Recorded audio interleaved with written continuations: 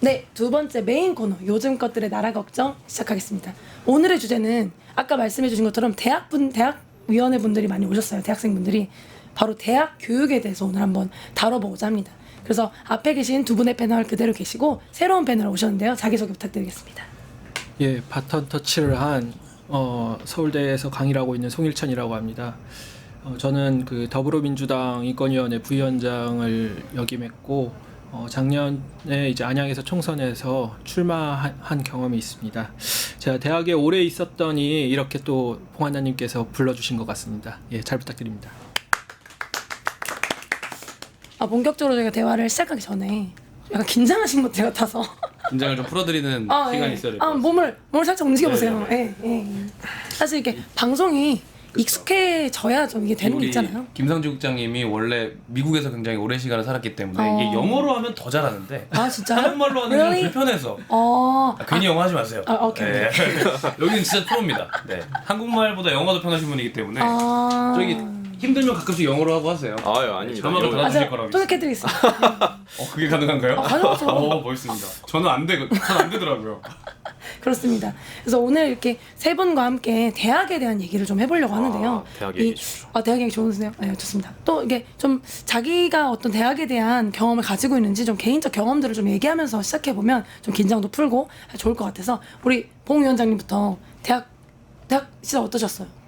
일단 저는 꽤 오랫동안 학생 대표로서 이제 생활을 좀 해왔던 학생 대표요? 네, 학교에서 총학생회장을 했고 또 그리고 그 전에도 단과대학이나 이제 학과 학생회장들을 계속 영입을 해왔고 사실 누구보다도 열심히 놀았고 누구보다 열심히 살았다고 자부할 수 있는 대학 생활을 겪은 것 같습니다. 근데 그게 단순히 공부로만 한정짓기보다는 사실 학점이 그렇게 좋지는 않거든요. 공부로만 한정짓기보다는 좀 여러 경험들을 많이 할 수 있었고 정말 대학다운 대학에 다녔던 대학다운 대학 생활을 했던 생활이 아니었나라는 생각이라서 뿌듯합니다. 역시 총학생회장 출신이라는 게 지금 오늘 방송하면서 느껴지네요. 감사합니다. 역시. 총학생회장 때는 방송을 한 적은 없었습니다. 아니 그때 쌓았던 그런 역량들이 예. 계속 이렇게 쌓아진 거잖아요. 많이 배우고 했었죠. 그래서 오늘 총학생회장을 한 경험을 또 바탕으로 얘기 나눠주시면 네, 좋을 것 같습니다. 그렇게 하겠습니다. 네. 저는 중학교 때부터 대학원 끝날 때까지 미국에 있었기 때문에 또 이 봉 위원장님과는 또 색다른 학교 생활을 많이 경험을 했는데요. 제가 또 있었던 곳이 뉴욕이니까 정말 전 세계 사람들이랑 경쟁할 수도 있고 다문화도 체험할 수 있고 학교에서 또 이렇게 초대를 해주시는 분들이 너무나도 세계에 영향력이 있으신 분들이 많다 보니까 여러 가지 공부 외에도 이렇게 활동을 할 수 있었으면 너무 감사했고요. 일단 그럼 들으면서 이런 부분은 좀 미국과 다르다 이런 부분이 있으면 짚어주시면 너무 좋을 것 같아요. 좋습니다. 너무 좋습니다. 네, 저는 사실 대학교에 오래 있었습니다. 그래서 이제 대학교 그 내에 있는 인권센터에서도 운영위원도 역임하면서 학내 모든 그런 인권이나 아니면 교육 문제에 관련해 가지고 많이 이제 목도를 했는데요. 거기서 이제 학부 같은 경우에는 이제 교육으로 집중을 하다 보면 학부 내 이제 수업을 들어보면 거의 대부분 질문을 잃어버리고 있는 상황입니다. 그래서 질문을 잃어버려요? 예, 질문을 전혀 하지 않는 그 강의실이고요. 학생들이 왜냐하면 수업 중에 질문을 안 한다는 말씀이신 거죠? 네, 질문을 하지만 물론 이제는 그 질문이 의식으로 이어지는 것이 아니라 예를 들면 시험을 보면 그거를 자신의 그런 의식 있는 그 질문을 하게 돼 버리면 학점을 제대로 맞지를 못하게 됩니다. 자기 생각을 펼치는 것이 아니라 교수님의 생각을 받아 적으면서 그거를 이제는 표출해야지 학점을 잘 받는 그런 구조이다 보니까 질문을 잃어버렸고요. 그리고 또 대학원으로도 이어져도 질문은 여전히 잃어버리고 있습니다. 그리고 또 질문만 잃어버리는 것이 아니라 굉장히 생활이 어렵습니다. 대학원생들 그 학업을 하면서 생활이 보장되지 않는 사회에서 계속 학문을 이어가고 있고 심지어 어떤 교수님들은 왜 한국에서 이렇게 학문을 하냐 외국을 나가라 이렇게 권유를 하실 정도로 어찌 보면 그 서울대가 우리나라에서 제일 좋다고 일컫는 학교 중에 하나인데 그런 학교에서도 이런 그 시선으로 학생을 바라보니 얼마나 교육이 무너졌는지를 알 수 있지 않겠습니까? 그래서 저는 뭐 여러 가지 앞으로 말씀을 드리겠지만 대한민국에서 대학은 이미 저는 죽었다고 생각을 하고요. 예, 그 죽어 있는 그 현실 상황을 한번 여러분들과 함께 이야기를 나눴으면 좋겠습니다. 아니 저희 지금 방송 보시면 타이틀이 대학교가 붕괴됐다인데요. 대학교가 죽었다까지 지금 나왔습니다. 정말 심각한 느낌이 많이 드는데요. 오늘 대화 이 죽어버린 대학교 어떻게 살릴 것인가 거의 의료 프로그램 마냥 나눠보면 좋을 것 같습니다. 첫 번째 주제를 사실 대학 교육이라는 것이 워낙 크니까 이걸 다 나누려면 사실 뭐 한 48시간 해야 되거든요. 근데 딱 집중적으로 나눠보려고 한 3개 정도 꼭지를 준비했습니다. 그래서 저 지금 3개를 나눠보기 전에 타이틀 한번 보고 가겠습니다.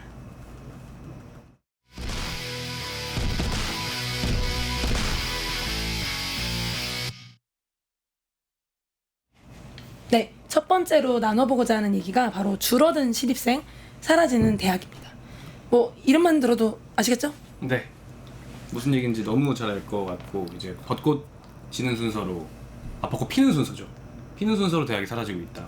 이런 얘기들이 굉장히 많이 나오고 있잖아요. 그래서 단순히 지방대학의 통폐합 내지는 이제 없어지는 문제들이 굉장히 많이 심각해지고 있고 또 무엇보다도 단순히 지방뿐만이 아니라 출산율 자체가 굉장히 저하되면서 단순히 오늘날의 대학이 먹고 사는 문제를 넘어서서 미래 대학이 어떻게 운영될 것이냐 이 부분에 있어서도 굉장히 많은 문제를 갖고 있는데 무엇보다 이제 우리나라의 이게 더 심각한 문제인 부분은 우리나라는 사람으로 먹고 사는 나라였잖아요. 사람의 능력, 사람이 가지고 있는 지식 이런 것들을 기반으로 성장해온 나라였기 때문에 이런 부분에 있어서 학생들이 줄어들고 우리 사회에서 일꾼이 될 수 있는 사람들이 줄어든다는 문제와 직결되는 문제가 아니냐 이런 것 때문에 굉장히 심각하게 좀 받아들여야 될 문제인 것 같습니다. 아니 보니까 2024년도 기준 이제 교육부에서 말한 건데요. 전국 4년제 대학의 50% 이상이 신입생 정원을 못 채운대요. 네. 어떻게 보세요? 이게 사실 그 신입생보다 그 정원이 많아지기 시작한 시점이 2021년이었었습니다. 그러는데 현재는 제가 알기로는 정원이 50만이면 그리고 신입생 현재 전체 그 신입생이 될 만한 인원은 40만. 결국에는 이제 뺄셈의 시대가 온 거죠. 이제는 10만 명이 부족하다는 건데, 그러니까 정원에 비해서 더 대학 정원이 많다라는 건데, 이 말인즉슨 저희가 대략적으로 뭐 3,000명이라고 정원을 잡는다고 하더라도 대학교가 사실상 30-40개가 사라져도 이 인구가 겨우 이제 맞는 그런 계산이 나옵니다. 그렇기 사라져야만 맞는 수준인 거예요. 예, 근데 문제는 그런다고 해서 문제가 해결되는 것이 아니라 더 빠른 속도로 지금 인구가 줄어들게 되고 20년만 지나면 그러니까 20세 현재 지금 태어나고 있는 신생아들이 이제 크는 그런 20년 후가 되면 24만 명으로 줄게 됩니다. 와. 그렇게 되면 더 많이 줄어들겠죠. 지금으로 치면 100개 이상의 대학이 사라져야지 겨우 지금 현재의 수준과 정원이 맞아 떨어지는 그런 상황에 우리는 살고 있습니다. 아니 보니까 지방대 정원 미달률이 평균 35% 이상이래요. 수도권도 심지어 수도권에 있는 대학들도 정원이 미달된 학교들이 있다는 거예요. 네. 말씀해 주신 것처럼 학교가 그냥 한두 개 없어지는 수준이 아니라 정말 많은 수가 없어져야지 사실은 이 정원이 이제 채워질 수 있고 이것도 더 가속화될 여지까지 있다는 거잖아요. 그렇죠. 근데 사실 이게 대학이라는 게 단순히 그냥 공부하는 공간으로서의 의미만 지니는 건 아니잖아요. 사회화의 공간이죠. 네. 실제로 그 사회화의 공간이라는 게 굉장히 중요하다고 저는 생각을 하는 게 사회화의 공간이 어떤 뜻이에요? 그러니까 이제 어찌됐건 우리가 사회에 진출했다라고 보긴 좀 어렵습니다만 여러 학생이라는 어쨌든 신분 하에서 우리가 다른 사람들을 만나고 우리가 이 사회에서 어떻게 구성원으로서 행동해야 되고 활동해야 하는가에 대한 교육을 나름대로 자체적으로 받는 공간의 기능을 한다고 생각을 하는데요. 사실 저는 이게 굉장히 시급하다고 느낀 것들이 어찌 보면 코로나를 겪으면서 그러니까 과거에 정말 뭐 80년대 대학을 다니셨던 선배님들과 우리 세대는 대학의 문화도 그렇고 당연히 많은 것들이 바뀌죠. 그거는 당연하다고 봅니다만 대학이라는 곳이 사회적으로 우리가 어떤 삶을 살아야 되고 어떤 사회 구성원으로서의 역할을 해야 되는지를 굉장히 많이 교육을 시키고 있다는 게 정말 인지됐던 건 코로나 전후로 대학 문화가 너무 많이 바뀌었어요. 어떻게 바뀌었어요? 그냥 코로나 비대면을 겪으면서 기본적으로 제가 딱 코로나 전에 입학해서 코로나 때 군대에 있었고요. 복학을 하고 나니까 후배들은 다 코로나 시절에 비대면 교육을 겪었던 그런 세대였거든요.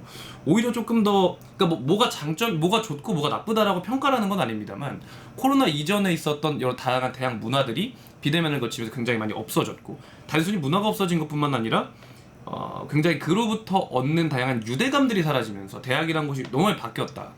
근데 이것들이 나아가서 우리 사회에 나가서 이 대학 교육을 받은 분들이 어떻게 기능하고 어떻게 사람들을 만날 것이냐와도 연관되는 문제잖아요. 그렇기 때문에 대학이라는 공간에서 어떤 형태로 우리가 사회적인 역할들을 하고 누군가를 만나는가 이게 되게 중요한 것 같다. 근데 말씀해 주신 것처럼 그 사실 코로나 때문에 바뀐 부분도 있고 인구 때문에 바뀐 부분도 있는 것 같아요. 캠퍼스의 풍경 자체가 변했다는 많이 말이 있는데 어떻게 좀 변하고 있는 거예요? 일단은 저는 이제 제가 있는 대학교에서보다는 그 지방 대학에서 사실은 그 변화의 속도가 굉장히 빨라지고 있다고 제가 알고 있습니다.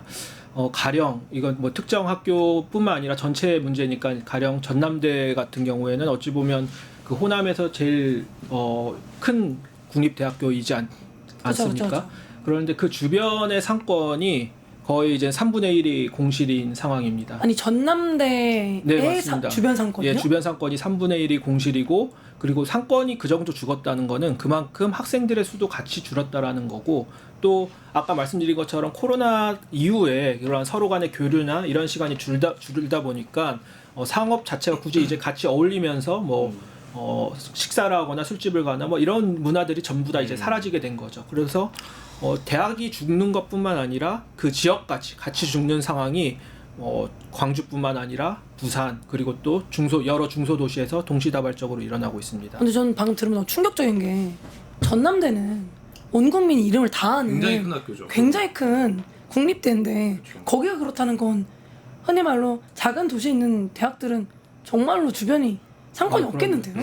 뭐 전남의 한 군데 얘기했으니까 그 균형을 경상도에서도 맞추기 위해? 그 영남의 한 군데. 영남의 한 군데 예를 들면 부산대 같은 경우도 마찬가지고 부산대 하면 예전에는 뭐 서부연고 뭐 이런 말이 있을 정도로 굉장히 부산대가 60~70년대까지만 해도 굉장히 위상이 높았었는데 현재 그 뭐 입결이나 아니면 거기 안에서의 분위기 그리고 지역 내 평가 여러 가지 그런 학부모들의 평가 같은 경우에는 웬만한 서울의 중하위권 대학보다도 오히려 서울에 있는 대학으로 가고 싶다고 그렇게 이제 표현을 할 정도로 인식이 그렇고 실제로도 자퇴율이 굉장히 높습니다. 그리고 뭐 부산대 한정 짓는 것이 아니라 예를 들면 또 부산 지역을 전체로 든다면 매년 10,000명씩 그 청년들이 이제 나가고 있거든요. 그렇게 밖으로? 밖으로 나가고 있습니다. 그러면 10년 동안 그게 지속됐으니까 10만 명이 나간 거거든요. 청년 세대 10만 명만 나간 것이 아니라 굉장히 큰 문제가 같이 이제 복합적으로 일어나고 있는 거죠.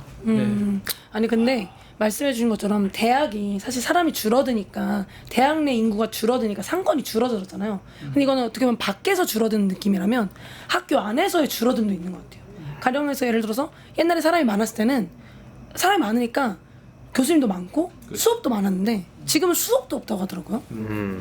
이제 수업도 굉장히 적고 근데 수업이 적은 건 사실 계속해서 있었던 문제이긴 합니다만 아 왜요? 그러니까 어쨌든 학생 수에 비해서 수업의 숫자가 너무 적기 때문에 수강 신청에서 굉장히 문제가 많고 그죠. 학생들이 요구하는 건 나는 똑같은 등록금을 내고 와서 교육 서비스를 받을 권리가 있는데 이제 이것들이 잘 이행되고 있는지에 대한 의문을 학교 본부에 품었던 적이 있죠. 수업도 많이 줄어들었고요. 그리고 동아리라던가 이렇게 단순히 수업 외적으로도 이제 우리가 상호 교류할 수 있었던 그 장 같은 것들이 너무 많이 없어진 그런 말씀하셨던 이유도 굉장히 큰 것 같아요. 이게 부산대나 전남대의 문제가 아니라 지금 가보시면 이대 상권만 해도 굉장히 많이 주고 있습니다. 저 최근에 이대가 깜짝 놀랐어요. 깜짝 놀랐어요. 네. 이대 상권만 해도 엄청나게 주고 있고 신촌 상권 뭐 이런 데들은 더 말할 것도 없고요. 그럼 정말 많은 상권들이 죽어가고 있고 신촌, 홍대 같은 곳들은 단순히 대학생들이 아니라 외부인들이 너무 많이 몰리는 상권이었기 때문에 그나마 살아있는 상황인 거지. 그냥 일반적인 대학 근처에서 장사를 하시거나 지역 사회가 형성된 곳들은 지금 서울 뭐 부산할 것 없이 너무 다 힘들다. 아 전국의 문제다. 그렇죠. 너무 전국 문제. 공감이 되네요. 그래서 코로나를 겪으면서 이제 미국 같은 경우도 굉장히 미국은 어때요? 비대면이었잖아요. 미국도. 참 이 현실을 다 들어보니까 남일 같지가 않네요. 이게 저도 지금 본가가 광주에 있기도 하고 아까 말씀하셨던 전남대부터 비롯해가지고 여러 가지 이야기를 들어보니까 이게 다 연결고리가 되어 있는 것 같아서 너무 마음이 아픕니다. 사실 제가 딱 제가 한국의 대학교에 대해서 잘 100% 아는 건 아니지만 일단 대학의 본질을 잃어버린 것 같아요. 대학이란 또 혹은 대학원이란 사람들이 예전부터 이게 봉 위원장이 아까 말씀하셨던 것처럼 우리나라가 지금 기름 한 방울 안 나는 국가에서 인적 자원으로 여기까지 성장한 나라 아닙니까?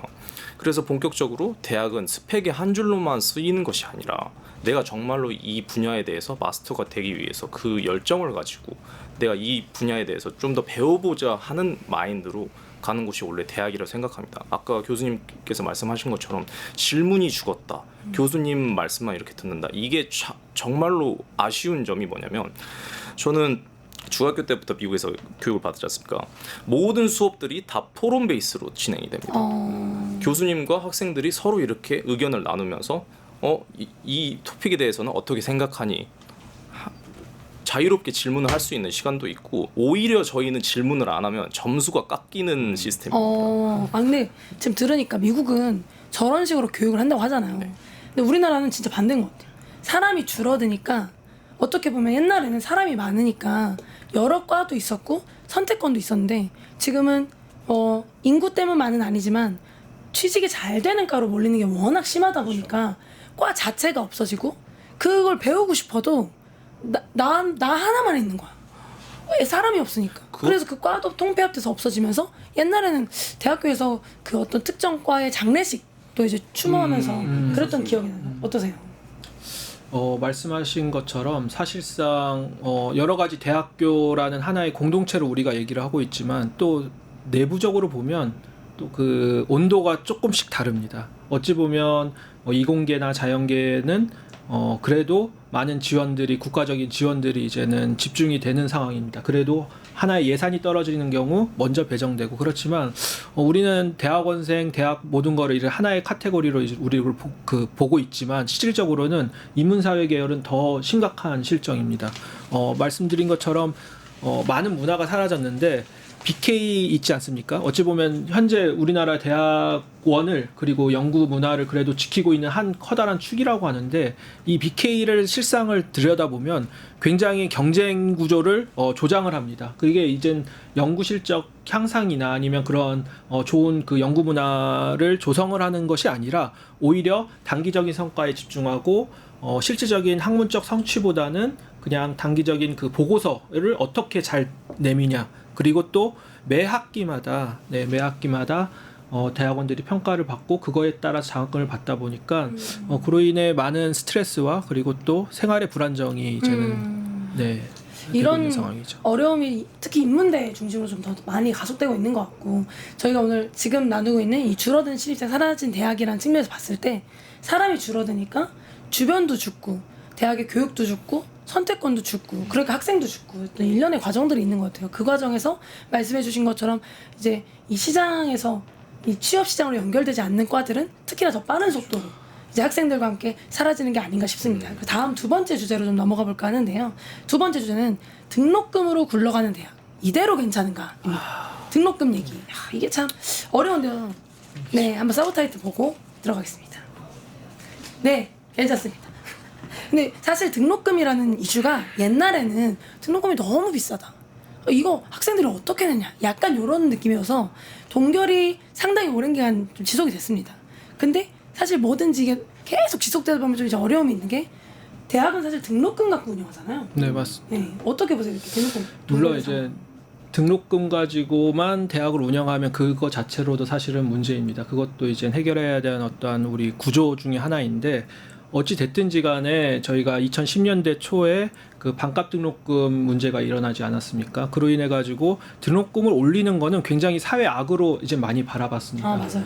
예, 그러다 보니까 교육부에서도 등록금을 올리게 되면 국가장학금을 제한을 걸게 됩니다. 그렇게 이제는 재갈을 물면서 등록금을 동결한 지가 벌써 10몇 년이 지나게 됐죠. 그래서 등록금으로 운영하고 있는 사학이나 여러 가지 대학들이 40%에서 70%에 달하거든요.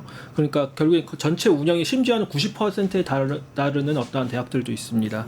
그러니까 실질적으로 계속 동결이 되다 보니까 실질적으로 사용할 수 있는 그 자본의 여력이 30% 가까이가 줄어들게 되죠. 그만큼 교육에 대한 투자도 줄어들게 되고 학생들이 받는 그 교육의 질도 같이 떨어지게 됩니다. 그래서 저는 한마디로 그 등록금이 얼어붙는 사이에 교육도 같이 얼어붙었다라는 그러한 생각이 들고요. 네. 다 얼어붙었다. 네, 이게 전부 다. 또 코로나 때 훨씬 또 심했다고 생각합니다. 이 교육의 질에 대해서 말씀하셨는데 저도 이게 코로나 전에도 학교를 다녔었고 저는 대학원까지 나왔으니까 코로나 이후에도 학교를 다녔던 사람으로서 이 비대면으로 수업을 한다는 것 자체가 교육의 질을 똑같이 보장을 할 수 있느냐 그거에 대해서 정말 큰 질문을 했었습니다. 근데 그에 비해서 등록금은 큰 차이가 없는 겁니다. 근데 미국은 등록금 비싸잖아요. 미국은 저는 등록금이 동결이 되나요? 이 등록금 때문에 사실 죽고 싶었던 적이 한두 번이 아닙니다. 사실 이 동결이라는 것 자체가 말이 안 되고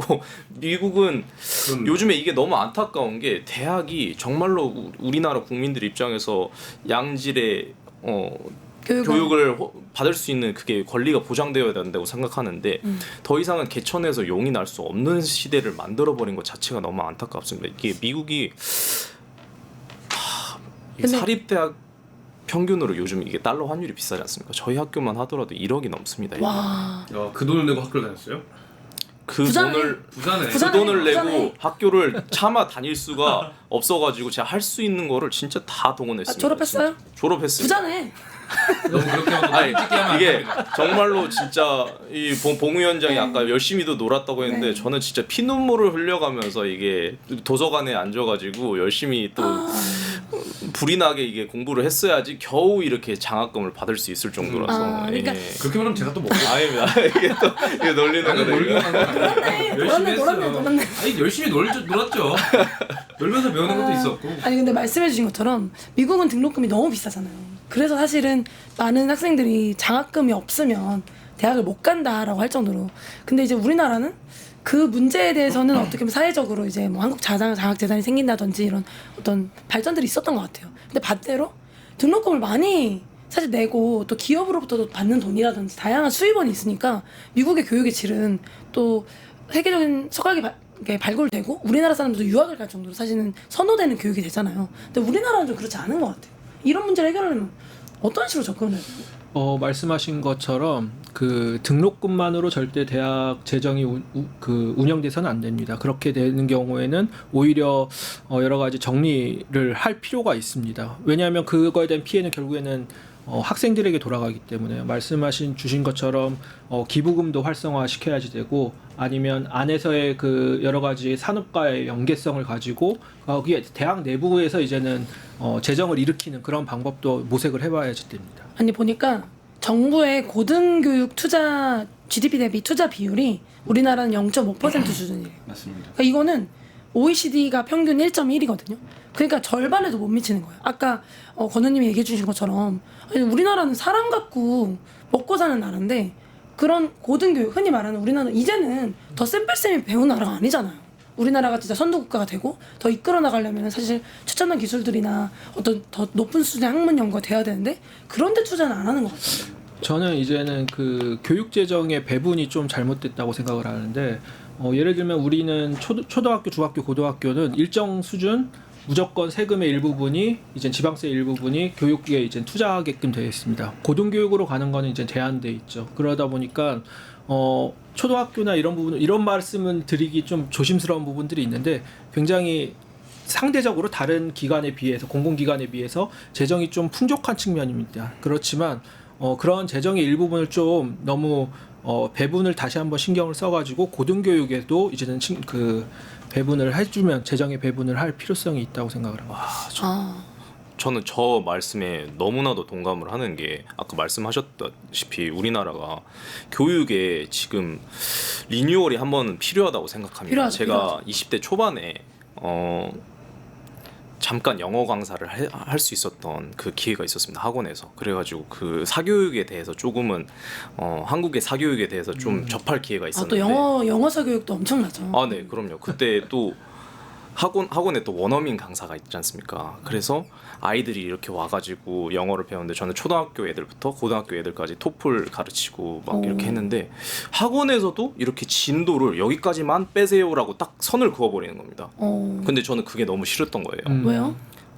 저는 이게 학생들이 표정을 보면 알지 않습니까? 학교를 다녀오면 너무나도 지쳐 보이고 특히 초등학교 애들은 이제 또 얼마나 한참 놀고 싶겠어요. 클 나이고 놀고 싶은데 이 딱딱한 영어책 단어를 외우라고 하고 있으니까 애들이 집중도 못하는 게 보이고 해서 그런 것들이 안타까워가지고 제가 미국에서 경험했던 것들, 미국에서는 이런 표현을 많이 쓴다. 교과서에서만 나오지 않는 그런 것들을 좀 더 가르쳐주고 싶었습니다. 저는 이 선행학습 자체도 너무나도 잘못됐다고 생각하는 게 어린 아이 제가 초등학교는 한국에서 나왔습니까?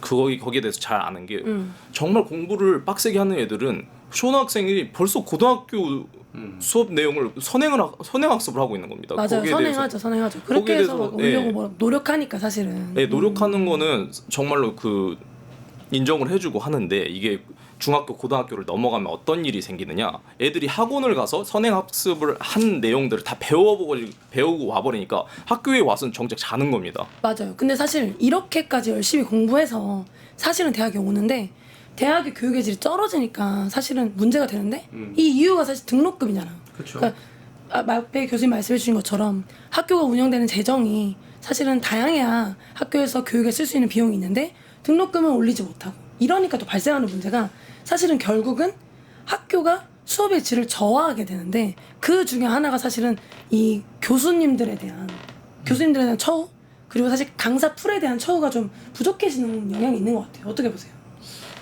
이것도 사실은 대학마다 그 처해져 있는 상황이 굉장히 천차만별입니다. 오히려 국립대가 나은 편이고 일부 사립대는 물론 이제 굉장히 풍족한 사학 재정을 바탕으로 많은 재정 투입을 하고 있지만 제가 알기로는 거의 대부분의 80% 이상의 지방대학이 어려운 실정입니다. 그리고 재정 잠식 단계에 있는 상황이고 그 가속도는 굉장히 심해질 겁니다. 재정 잠식이면은 마이너스가 예, 계속 마이너스로 되는 거죠. 그렇기 때문에 당연히 학생들에게 쏟는 교육의 질도 계속 떨어질 수밖에 없는 것이고요.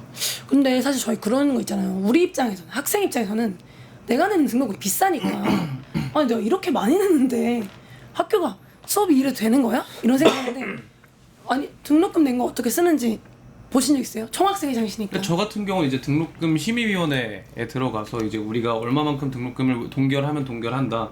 대학원 등록금, 뭐 아니면 외국인 유학생 등록금은 정원 외기 때문에 상향하면 상향한다. 이런 거에 대해서 저희 학생 대표들의 서명이 없으면 등록금을 움직일 수가 없습니다. 그런 것들도 있고 대학 평의원회라는 곳에 들어가서 우리 재정이 어떻게 쓰이는지에 대한 보고도 봤는데 사실 저는 개인적으로는 등록금 재정이 등록금 수입이 대학 재정에 너무 많은 부분들을 차지하는 것에 대한 문제점도 분명히 인식하고요.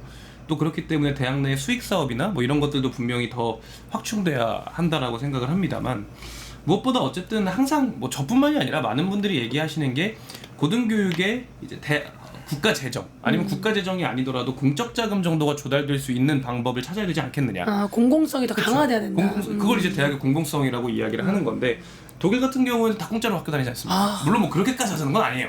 저는 뭐 그렇게까지 하자는 저는 건 그렇게 아니에요. 하자는 거예요. 그러면 좋죠. 근데 이제 그것까지 가기에는 너무 뭐 제가 책임질 수 없는 말이기 때문에 하면 좋겠지만 여러 많은 검토들이 있어야겠죠. 근데 뭐 이제 그런 부분들이 있겠지만 어쨌든 이 공적 자금이 얼마만큼 대학 재정에 도움을 주는가 이걸 좀 더 확대해야 된다는 논의는 계속 있는 게 사실이고요. 저는 그래서 이번 등록금 상향 이슈를 대학생 위원장으로서 이제 계속 겪으면서 한 가지 뭐 제안 내진 정책을 생각해 본 게 이제 항상 그렇습니다. 공적 자금을 교육기관 내지는 대학에 투입을 한다라고 하면 사실 대학생들 말고 모든 우리나라의 국민 모든 세대분들이 세금을 내서 그 공적 자금은 만들어지잖아요. 근데 이제 나는 대학에 다니지도 않고 또 무엇보다 옛날처럼 모든 20대들이 다 대학에 가는 것도 아닌 이 상황에서 왜 꼭 우리의 세금이 대학생들한테 가야 하느냐라는 의문을 품고 계신 세대도 분명히 있다고 생각해요. 그런 분들을 설득해야 하는데 저는 그렇기 위해서 고등교육의 이제 국가 재정이나 이제 공적 자금이 조달될 경우에 이제 이 조건으로 대학에서 일정 부분 이상의 사회공헌 뭐 지금도 하고 있습니다만 그 레인지를 확 올려서 네. 세금을 받아서 그쵸. 쓰면 네. 대학이 할 수 있는 그쵸. 사회 공헌을 훨씬 확대해서 그쵸. 어떤 연결성이라든지 예. 생을 받는 어떤 당위성이라든지 이런 거 높이자 이런 거. 지금도 물론 국가에서 내지는 사교육기관 같은 곳에서 대학에 대한 평가들을 계속합니다. 이제 어떤 지표들을 매겨서 이 대학은 이런 부분에서는 어느 정도 수준에 위치해 있는 학교다라는 평가를 계속하는데 사회공헌에 대한 레인지를 훨씬 더 확장을 해서 사회공헌이 어떻게 되고 있는가 여부를 지속적으로 판단하고 이걸 판단의 근거로 삼아서 공적자금을 내지는 국가 재정을 더 투입할 건지 말 건지에 대한 판단의 근거로 삼아도 되지 않겠나 라는 개인적인 생각을 좀 해봤습니다. 너무 좋습니다. 그래서 두 번째 카테고리가 등록금 얘기를 해봤는데 얘기 나눠보면 결국은 학생들의 등록금에 너무 이제 의지하고 있고 그래서 결국은 강화하지 않으면 교육권이 떨어지고 그러면 결국은 또 대학의 퀄리티가 떨어지고 그러니까 악순환이 돌고 있다. 결국은 대학이 수입의 어떤 다각화 그것을 공공성을 통해서 세금을 넣던 자체적인 수입 사업을 강화하던 이런 부분이 담보되지 않으면 어려울 수 있다. 이렇게 얘기 나눠봤습니다. 마지막인데요. 세 번째, 지식에 몰라 직업교육화하는 대학. 사실 이게 어떻게 보면 대학교육 퀄리티를 얘기하는 가장 핵심적인 주제인 것 같은데요. 가장 얘기하실 게 많으실 것 같아요. 어떠세요? 실제 대학에서 봤을 때 수업을 하시니까. 일단 전제 조건이 이제는 제가 가르치는 게 아니라 그 강의에서가 아니라 제가 받았었던 그 강의 그리고 또 주변에서 지켜봤었던 그 강의를 기준으로 이제는 말씀을 드리겠습니다. 아까 말씀드린 것처럼 대학 교육에서 그러니까 어찌 보면 요즘에 제일 중요한 거는 질문을 하는 게 굉장히 중요하지 않습니까? 어떤 걸 아는 것보다 질문을 하는 게 중요하고 서로 계속 의견을 교류하고 사고를 발전시키고 그런 교육이 필요하는데 아까 말씀드린 것처럼 대학 교육이 아직도 전 근대적으로 그냥 지식을 외우고 그거를 다시 암기하고 배출하고 이런 거가 반복하게 그리고 정답이 있습니다. 심지어 우리가 많은 문제가 제기되고 있는 이제 고시나 여러 가지에도 항상 정답이 있지 않습니까? 모범 답안이 있고 그거를 달달달 외우고 누가 먼저 그거를 잘 외우고 배출하냐 이런 교육이 계속되고 있습니다. 그러게 그런 문화가 물론 이제는 많이 이제 개선되고 있지만 아직도 그게 통용되고 있는 것이 대학의 현실이고 이거는 그 전체 한 대학의 문제가 아니라 전체 대학의 문제로 지금은 자리 잡고 있는 상황입니다. 어떠세요? 이런 대학의 현실. 저는 좀 많이 안타깝다고 생각합니다. 이게 이 학점을 위해서만 아니면 시험을 보기 위해서만 공부를 한다면 저렇게 달달달 외워가지고 하는 공부가 얼마나 이렇게 지속이 될 건지 좀 묻고 싶습니다. 사실 이 공부라는 것 자체가 사실 평생 해야 되는 거지만 이게 학교에서 학위를 따고 이렇게 아까 말했듯이 고시를 보는 시험 같은 경우는 이렇게 달달달 외워가지고 해야 되는 건데 저는 그 교육 시스템이 좀 잘못됐다고 생각하는 게 학생들의 창의성을 다 죽여버리고 학생들의 유연성을 다 죽이는 거라고 생각합니다. 아까 말씀하셨듯이 그 질문이 없다는 것도 참 너무나도 안타까운 현실인 게 학생들이 그 나이에 20대 때 초반의 나이에 얼마나 알고 싶은 게 또 많겠습니까? 훨씬 나보다 이 분야에 관해서 마스터인 교수님한테 이렇게 질문을 하는 것이 자연스러운 일이고 그런 건데 제가 한국에서 다이렉트로 미국에 이렇게 교환 학생에 온 애들과 대화를 나눠보면 제가 이렇게 질문을 하면 거기에서는 자연스러운 건데 자기들이 느끼기에는 얘 왜 또 나대? 쟤 왜 또 저렇게 말이 많아가지고 이렇게 수업 질질 끌게 우리 빨리 나가고 싶은데 이런 식으로 이렇게 답변을 하니까 저는 정말 충격이었습니다. 이게 탐구잖아요, 사실은. 그렇죠. 지식이라는 것이 내가 새로운 걸 알고 이게 뭐지? 더 궁금하다. 새로운 것을 알고 싶다. 내가 아는 것이 맞나? 다른 의견은 없나? 이런 과정을 거쳐야 되는데 사실 우리나라 교육은 그런 부분은 정말 너무 약한 것 같아요. 그러니까 교육 자체의 문제도 있지만 사회 구조 전체의 문제도 있습니다. 그러니까 아까처럼 학점을 추구하는 사회는 결국에는 이제 취업이 어렵다 보니까 학점이 그 사람을 나타내는 하나의 그런 수량적 지표이기 때문에 그거를 높이려고 하다 보니까 그렇게 또 교육의 학점에 매몰되는 경우도 있고 저는 또 한편으로는 어떠한 나라의 미래나 아니면 그 대학의 미래 아니면 전체 사회의 미래를 보고자 하면 도서관에 가보면 알 수 있다고 생각을 합니다. 지금 예를 들면 서울대 도서관에 가보면 거의 대부분 90%가 의전원이나 아니면 뭐 그 로스쿨 그리고 자격증, 고시 아니면 뭐 공기업 뭐 이런 그 시험 준비 영어 점수 뭐 이런 거에 이제는 하는 것이 거의 90%이고 실질적으로 전공 공부를 하고 있거나 다른 문화적 행동이나 다른 학문적 행동을 하는 거는 거의 한 10%밖에 안 된다고 생각을 합니다. 그럼 사실상 거의 도서관이 고시를 준비하는 고시원처럼 역할을 하고 있는 거네요. 네, 맞습니다. 도서관이 아니라 독서실이죠. 독서실이네요, 진짜. 저는 저게 너무 충격적이에요. 저랑 너무 달라가지고 저희 학교가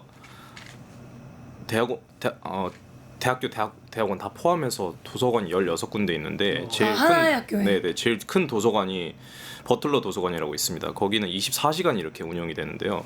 책이 100만 권이 넘게 있습니다. 거기 들어가 보시면 알겠지만 아까 말씀드렸을 때 90%가 고시를 공부하신다 했는데 저희는 고시나 이렇게 뭐 다양하게 목적이 있는 수렴적 사실 이렇게 전공을 위해서 내가 진짜 공부하고 싶어서 가는 게 아니라 진짜 독서실처럼 이렇게 사용을 한다고 하는데 저희는 새벽 2시에 가도 꽉 차 있습니다. 정말 충격적이지만 사실 근데 등록금 저 정도로 많이 내면 아니 또 그 정도로 눈에 살기가 있어요. 애들이 눈에 불을 저희도 켜고 해서 새벽 2시까지 살기를 가지고 공부는 해요. 살기는 이제 그 살기의 방향이 다른 그렇죠. 뿐이지. 그게 정말로 또 웃긴 게 저희 대학교 캠퍼스 중앙에 가보시면 앰뷸런스 차가 있습니다. 죽을까 봐요. 애들이 공부를 하다가 쓰러지거나 그 중압감을 못 견뎌서 자살을 하는 애들이 있습니다. 그건 우리도 이것도 심각하네. 마찬가지입니다. 근데 이제 약간 느낌 자체가 그 공부가 물론 여기도 다르지 않겠지만 생존을 위한 공부 내지는 입신양명을 위한 공부에 좀 더 가깝느냐 아니면 정말 학문적 탐구에 좀 더 가깝느냐 요거에 대한 내용의 차이인 것 같아요. 그래서 보면은 학교에서 인문학이나 기초과학을 진학하는 것 자체가 정원이 엄청나게 떨어졌대요. 그러니까 무슨 말이냐면 내가 이미 대학을 올 때부터 내가 어떤 공부를 해볼까? 내가 이과에 가면 뭐 할까? 이게 아니라 이과가 얼마나 대기업에 많이 가냐. 그래서 이과를 선택하고 근데 내가 못 갔어. 그 과를. 내가 그래서 취업률이 낮은 과에 가면 반드시 무슨 수를 써서라도 그 과를 복수 전공하려고 하고 그러니까 복수 전공이 다른 학문도 배워보고 싶은 이게 아니라 이게 너무 부족하니까 복수 전공을 하게 되고 또 다른 하나는 교양교육이 그렇게 많이 줄어든 것 같아요. 네. 교양교육 수가 30% 이상 감소했다고 한국대학교육협회에서 그렇게 말을 하더라고요. 사실인가요? 교양이 줄어든 거는 뭐 여러 가지 이제 문제가 있는데 아까 말씀드린 것처럼 등록금이 동결을 하다 보니까 대학 입장에서는 굉장히 투자가 이제는 줄어들 수밖에 없습니다. 그리고 또 한때 이제 문제가 있었던 이제 강사법 같은 경우 저도 이제 적용이 되지만 강사법으로 인해 가지고 강사로 채용되는 그 강사 여러 그 교육 노동자의 어떤 처우는 나아졌겠지만 오히려 그 강의 숫자가 많이 줄어들었습니다. 왜냐하면 어떤 한 것을 보장을 해버리면 다른 한 것은 또 이제는 포기를 해야지 되거든요. 그런 과정 속에서 전체적으로 어찌 보면 교육의 질은 점점 떨어지고 있는 것은 사실입니다. 그래서 오늘 마지막 꼭지 얘기 나누면서 느낀 게 그러니까 그 대학의 몰락이 사실 점점 더 심해져서 질문이 없다가 이 대학의 목적이 취업이 되다가 더 나아가서는 사실 기업과 연계된 과까지 나오면서 사실은 이제 취업 양성소로서 변한 게 아닌가라는 생각이 듭니다. 그래서 오늘 이야기 나누면서 각자